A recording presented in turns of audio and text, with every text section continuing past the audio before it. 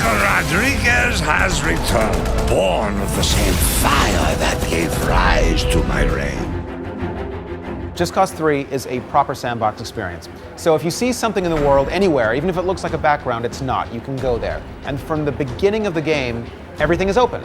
So there are no invisible walls, nothing is locked off. You can go anywhere within this 1,000 square kilometer world of terrain. The thing about open world sandbox experiences is they're only as good as their interactivity, and this is really, really granular. There's a whole new physics engine, and the Avalanche engine now lets us carve out parts of the world. So a big emphasis was put on the verticality of the world. So you can have a 10,000 foot vista and then dive into a cave system. And we even have some bases that are inside the cave. So the world is huge and really interactive, but the delicate balance of all those things playing together is what took a hell of a long time.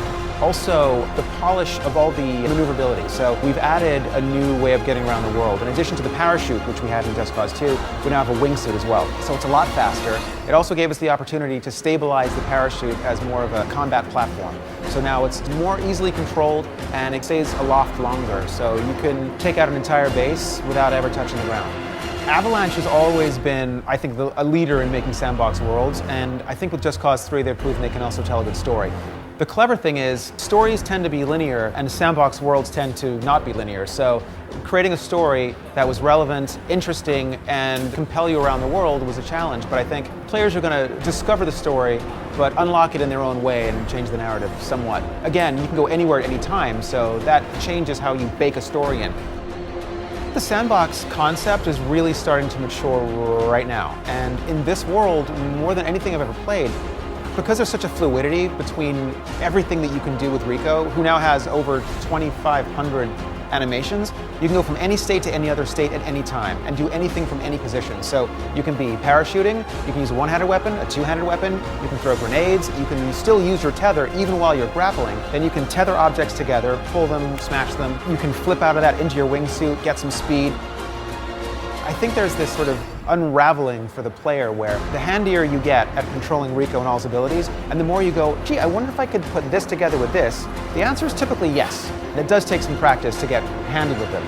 No other game really controls like this. The physics engine is really advanced, and the cool thing about that, there's sort of a critical mass of making the world really granular and making the physics really intuitive. So when you pick up the controller, because you've lived in a world with gravity, you kind of understand what's going on. If you've ever flown a kite, you'll get the concept of lift.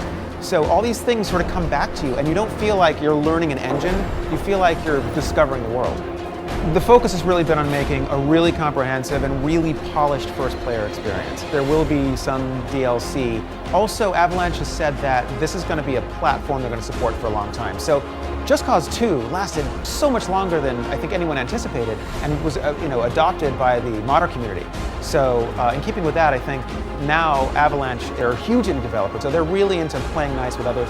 And I think we're going to see some things roll out that we don't even know yet, because like a sandbox, you throw this out there, see how the community receives it, and then see what is spawned from there. But Avalanche has said that they are going to support this world, and there's going to be a lot of extra things that are going to happen to it. Buy the box, it's yours. Unlimited C4, full playable, the entire world, 400 square miles of Medici for you to explore. For me, working on this game has been incredible. I love video games. I worked at a developer before. I now run a recording studio, and I direct a lot of animation and other projects. But the promise of an open world sandbox that felt like a real world has always been a little bit in the distance for me. Getting to play this throughout its development cycle has been so fun that I have planned extra trips to come back to New York just so I can get my hands on the game. We found a celebrity, it's been talked about before, but I won't get into it. I got his son to come in and play the game. It's so compelling that it makes me want to create more things for just this world, which is why I'm really happy Avalanche is going to support this for a long time.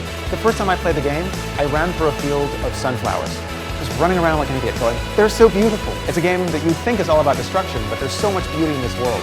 In fact, something that I've been joking with the game director about is, we need to have a water park. I kept saying that, I was like, there's gotta be a water park. They're like, we're not gonna put a water park in there. I'm like, but Medici seems like a beautiful destination. I think once you unlock the game, and you get rid of Ravel's influence, you should be able to go back and vacation. I will love this world so much after traversing all of its 400 miles that I will want to come back and vacation there.